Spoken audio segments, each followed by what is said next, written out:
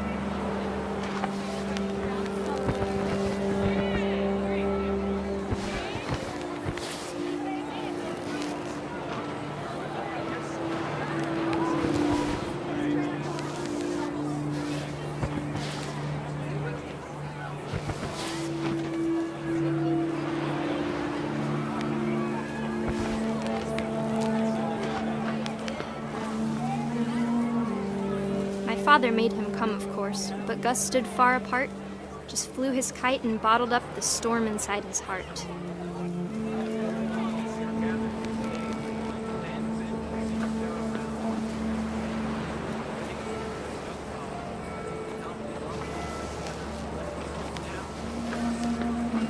I tried to talk him out of it, but though he'd never met her, "We don't need a stepmom," were the words that I now pronounce you husband and wife. You may kiss the bride.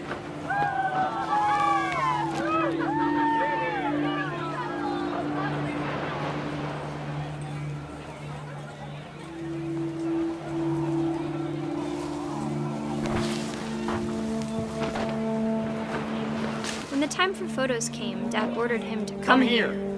But Gus declined, and as a sign held up his middle finger.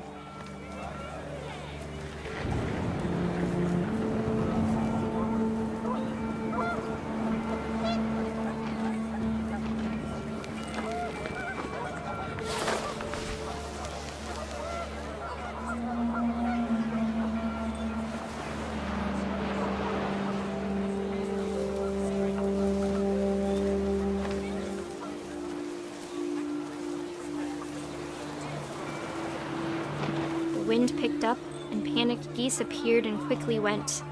But all the humans did that day was go inside the tent.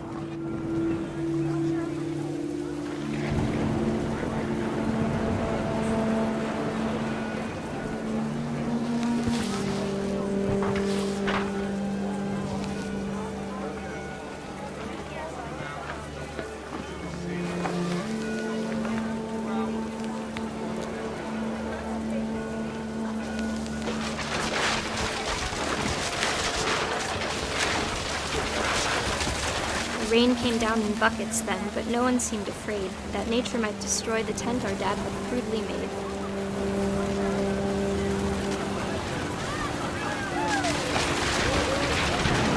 The thunder sounded much too close and full of angry power. But all my father said to this was, "Make the music louder."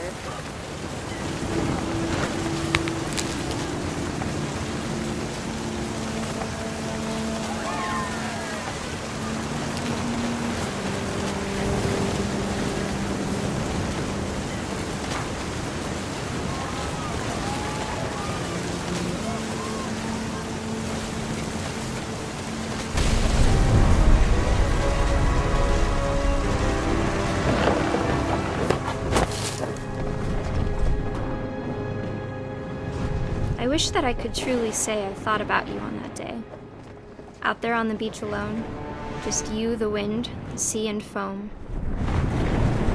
But I didn't, until we found you.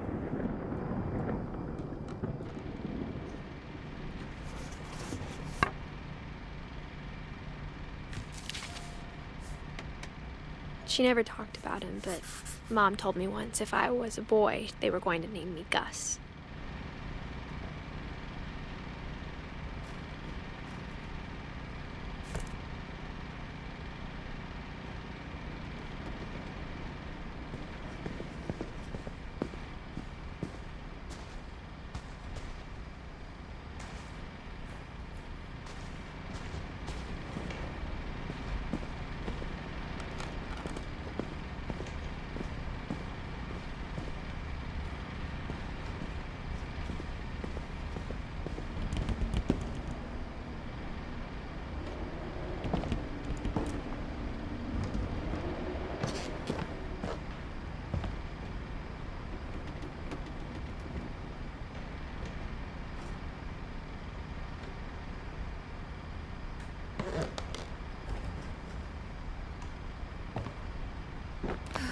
My mom moved up to the loft after her brothers died. At the time, it was as far away as she could get.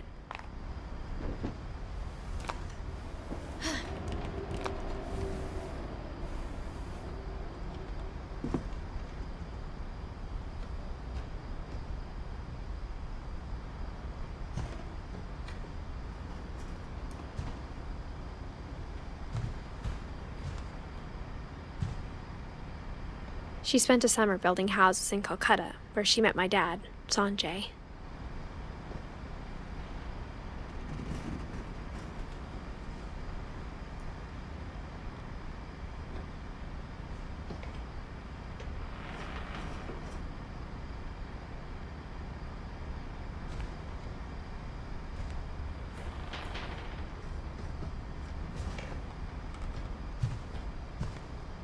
Religion was another thing my mom never talked about, but I think it helped her a lot after her dad died.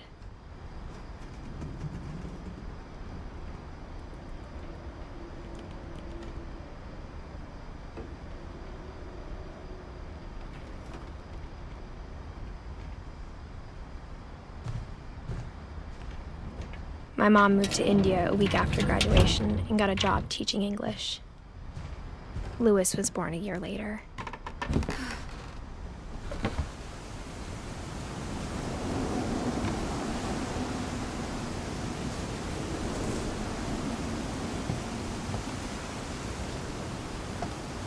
When my dad died, I don't think Mom knew where else to go. I'm sure Edie was happy to have her back.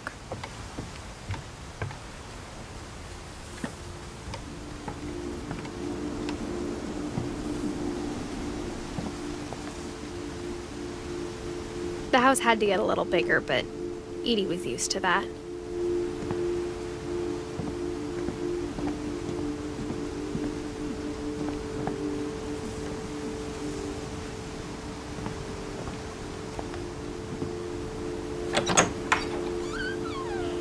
And for a while, things were good, almost normal.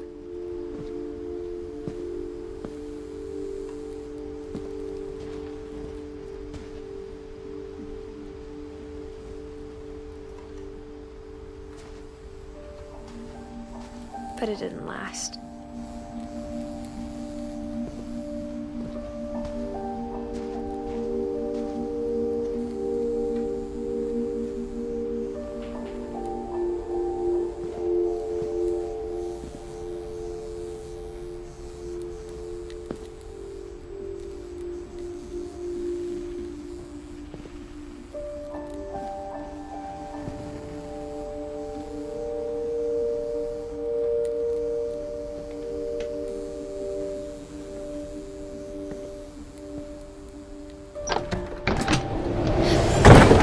The beginning of the end was Milton's 10th birthday, when Edie gave him a castle.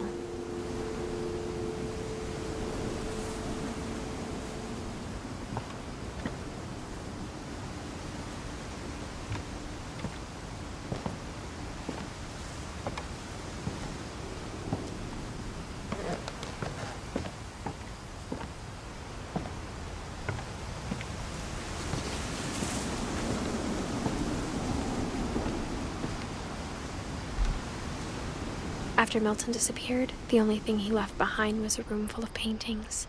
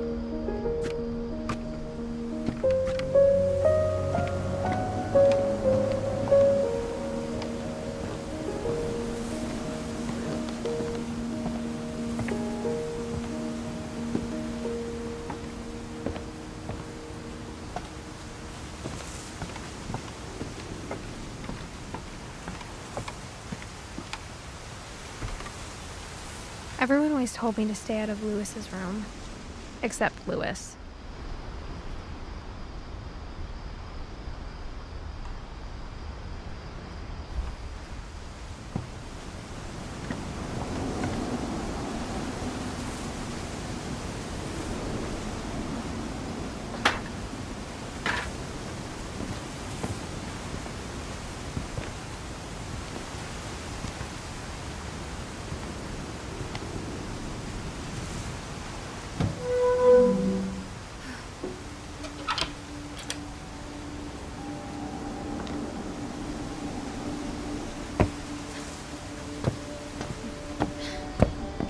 Lewis's room smelled very, very familiar. That part of him lived on.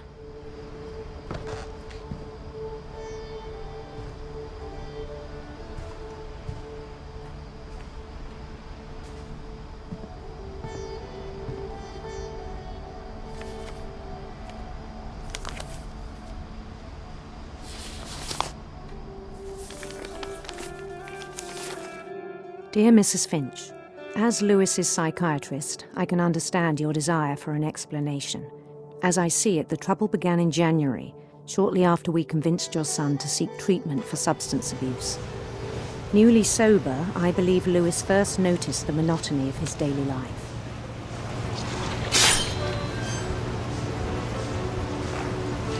He kept working at the cannery. But he withdrew part of himself.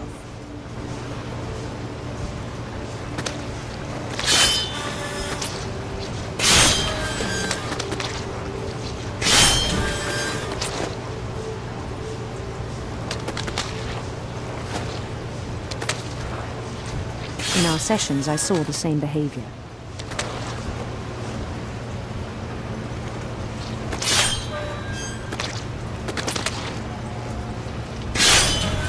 His mind began to wander.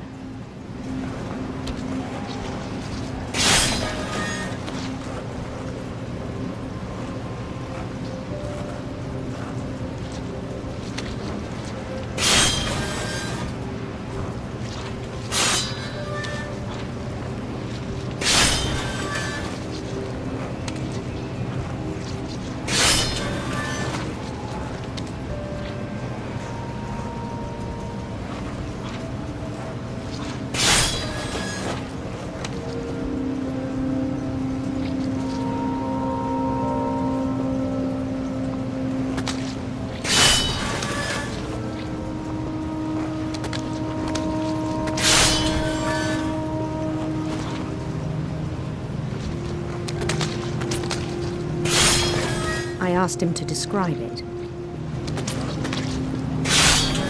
He said he started small.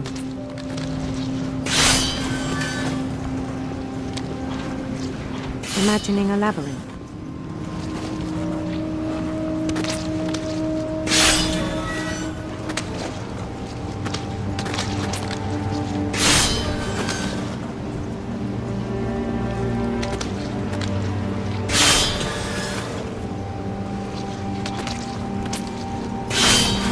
He'd feel his way about.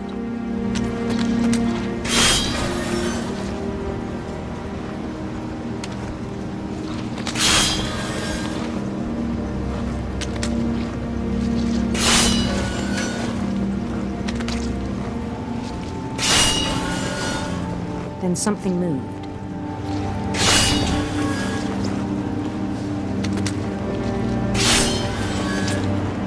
Bats. And toads.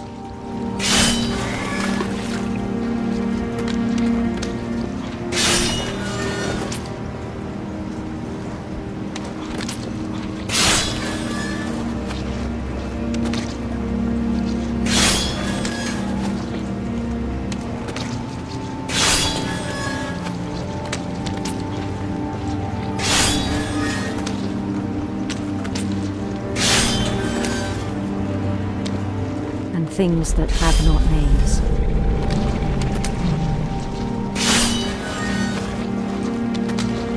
He knew it was all in his head.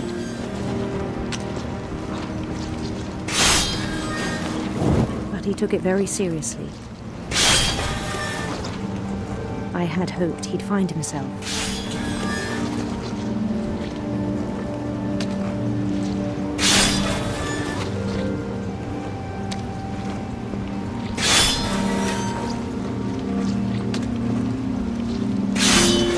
But he found something more.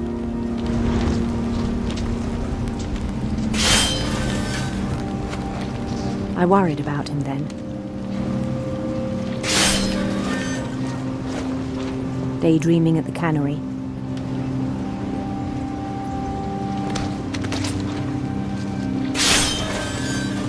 I spoke with his boss.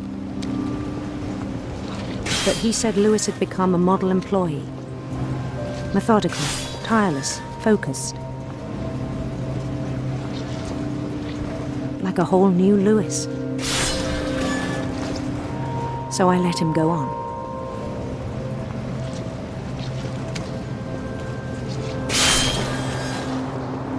I even encouraged him.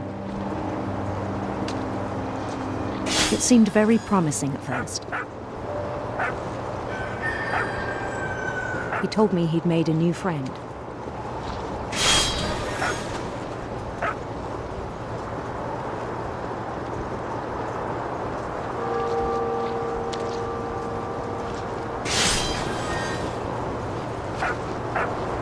On the edge of a city he named Lewis Topia.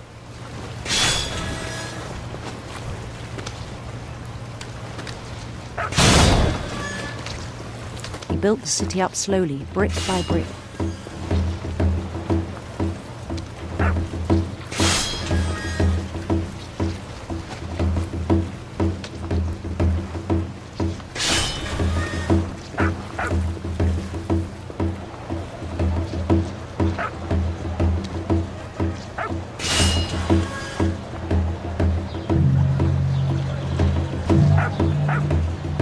Then he made musicians.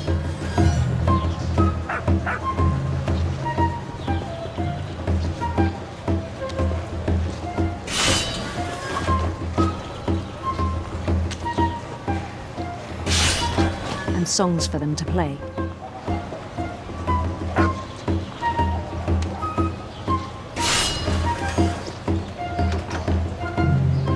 He talked about starting a band.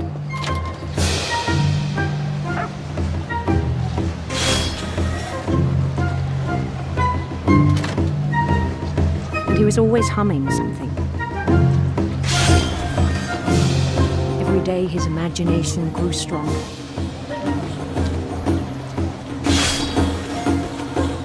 He no longer spoke at the cannery.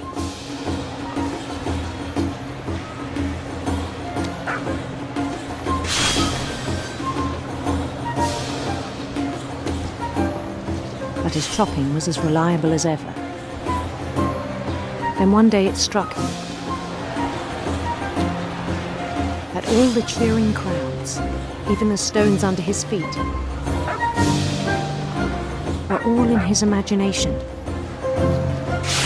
So he could do whatever he wished.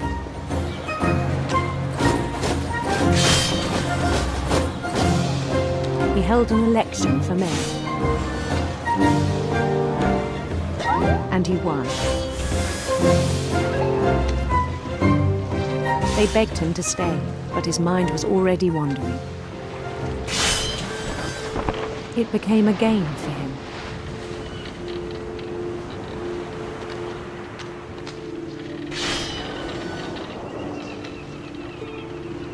He'd conquer a city, then immediately push on. New Louisville. St. Louis. He started drifting away from our reality.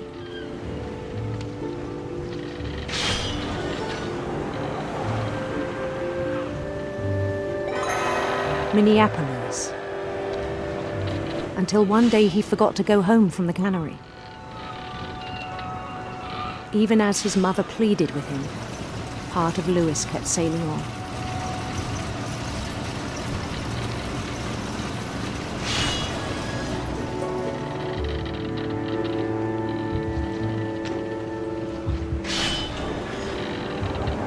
In Louisburg, he heard rumors of a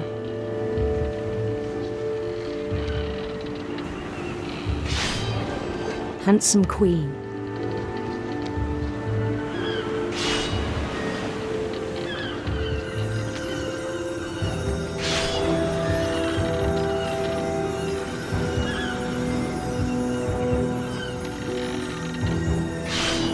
The queen was on her own quest for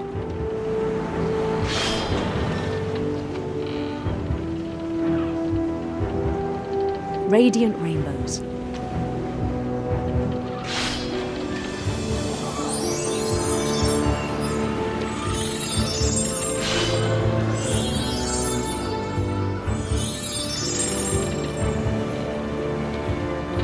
He followed the sound of her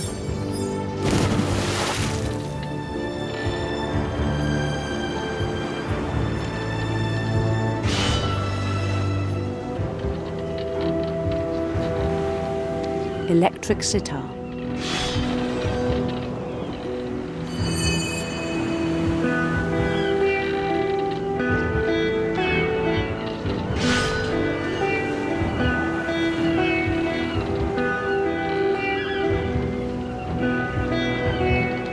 His chase led him to a golden palace east of the sun and west of the moon.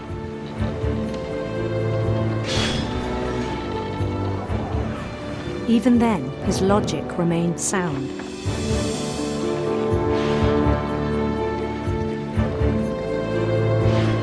He knew the world was all in his imagination.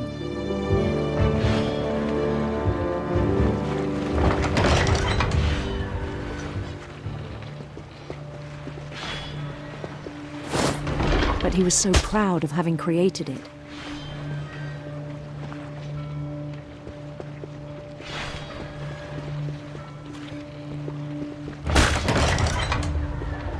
In his own eyes, he'd become something greater than a king.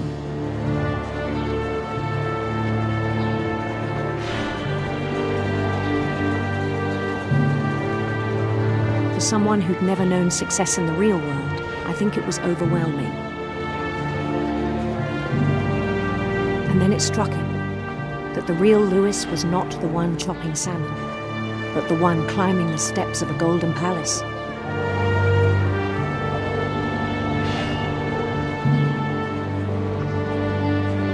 My imagination is as real as my body, he told me. It was hard to argue with him.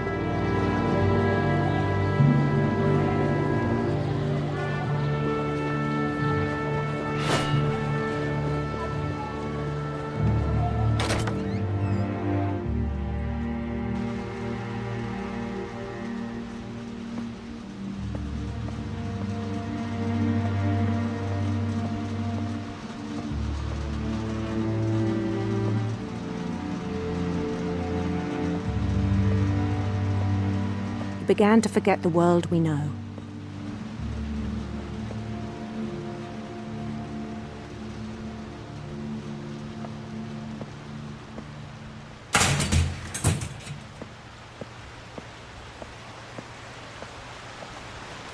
I think it pained him to remember Louis, the cannery worker.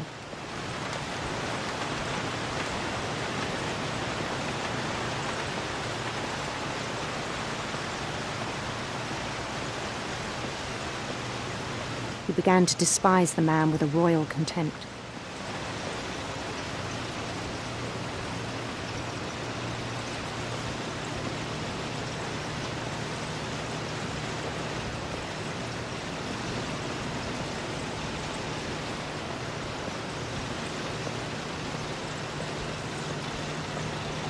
I still thought I could save him.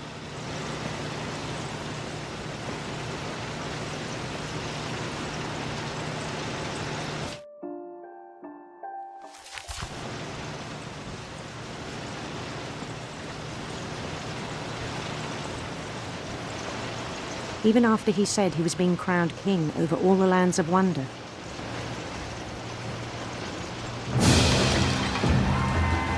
The palace would be packed with his companions.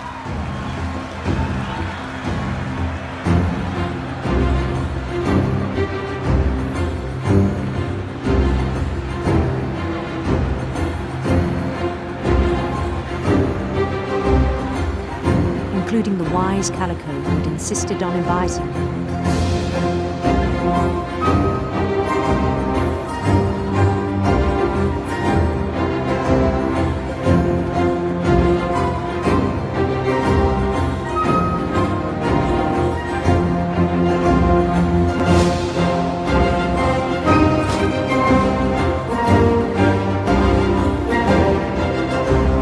His queen waited, holding his crown.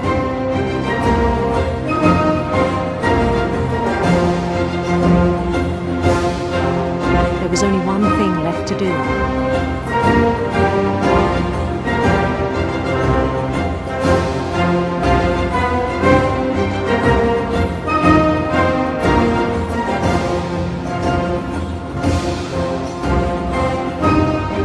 Bend down his head.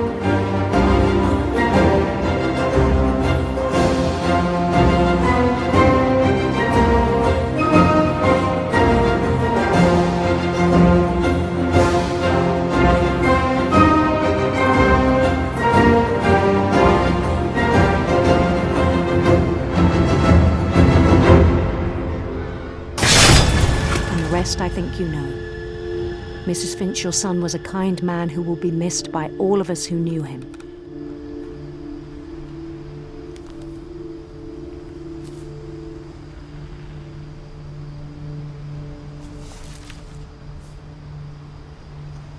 My brother was really cool. I wish you could have met him.